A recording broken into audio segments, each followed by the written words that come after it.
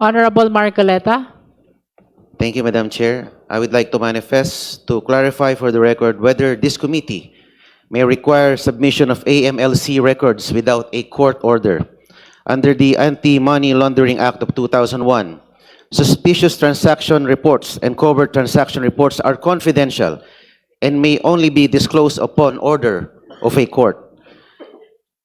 Maliwanag po na wala pong clear statutory authority allowing disclosure of AMLC data to a congressional committee without judicial authorization, notwithstanding subpoena powers as guided by Sabio versus Gordon. For the record, I respectfully seek clarification of the committee regarding this matter. And if I may also cite Madam Chair, the Anti-Money Laundering Act provides the state with a means to investigate suspicious financial transactions within a framework of judicial supervision. The Anti-Money Laundering Council is authorized to inquire into bank deposits even without the prohibition within the bank secrecy law, provided that the court order is issued by the courts.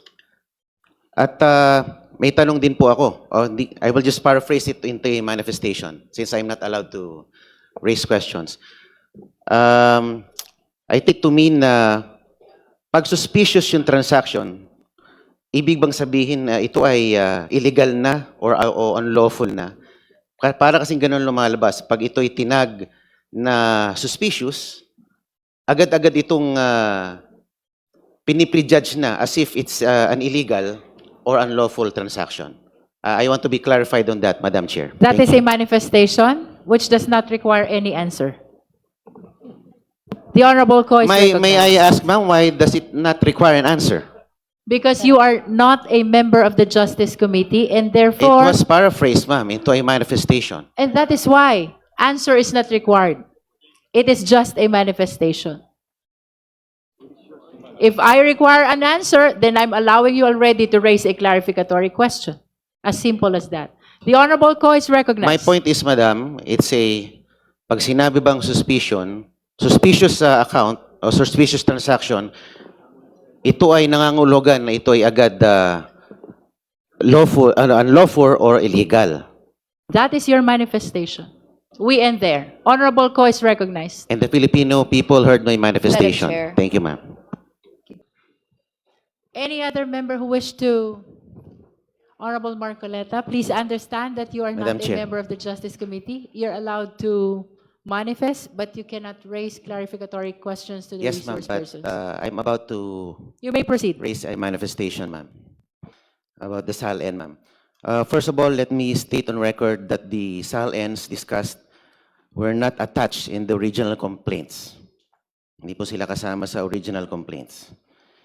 And using the SALNs as a starting point without necessary predicate evidence supports the position that the investigation of the House of Representatives Committee on Justice is a fishing expedition.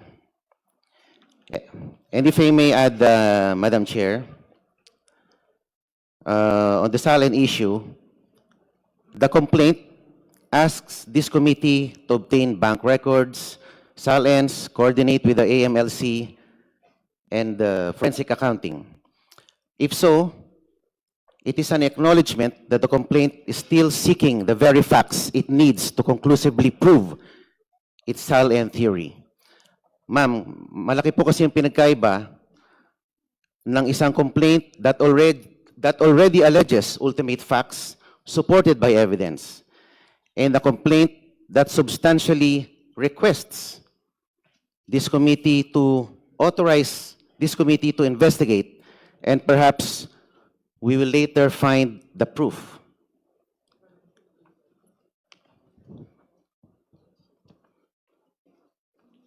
And if I also raise this observation, Madam,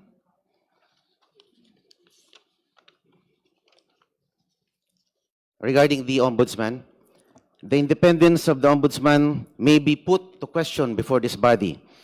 The House of Representatives Committee on Justice summons the Ombudsman before the members of Congress and the public to present the statement of assets, liabilities, and net worth of the Vice President. While the Ombudsman has an ongoing investigation before its office. The Ombudsman is mandated to have the primary duty to conduct investigations over the misconduct of public officers. Madam Chair, point of order. There's a point of order, Honorable Marcoleta. Just would like to Honorable clarify. Bishop Abante. I would like to clarify, to ask Congressman Marcoleta. Sinabi niya kanina, hindi kasama yung SALN sa original complaint. Yes, he mentioned that. Oh, I'd like to clarify. Paano niya nasabi yun? Kasama eh. Ito, babasahin ko. Vice President Sara Duterte committed culpable violation of the Constitution and betrayed the public trust in amassing unexplained wealth and failing to disclose all her properties and interests in properties in her SALN. Nagalagay po sa complaint eh. Anong sinasabi niya na hindi kasama sa original complaint? I'd like to find out from him. Honorable Kaya ang hirap Marcoleta. noon, Chair, salita siya ng salita dito. Kinakailangan maging sure tayo na hindi nabanggit. And if I may add, for the guidance of the honorable members and in response to the manifestation of the Honorable Marcoleta, I will be reading the specific paragraph where matters concerning SALN was mentioned in the complaint. With regards to Sabalia complaint, there are allegations in paragraph 107, 108, 109, and paragraphs 285 to 290. And for Cabrera complaint, may we refer the Honorable Marcoleta as well to paragraph 20.3, paragraph 76, paragraph 77, paragraph 232, paragraph 233, 234, 235, 236, 237, 238, 239, 240, 241, 242, and even from paragraphs 244 to 246.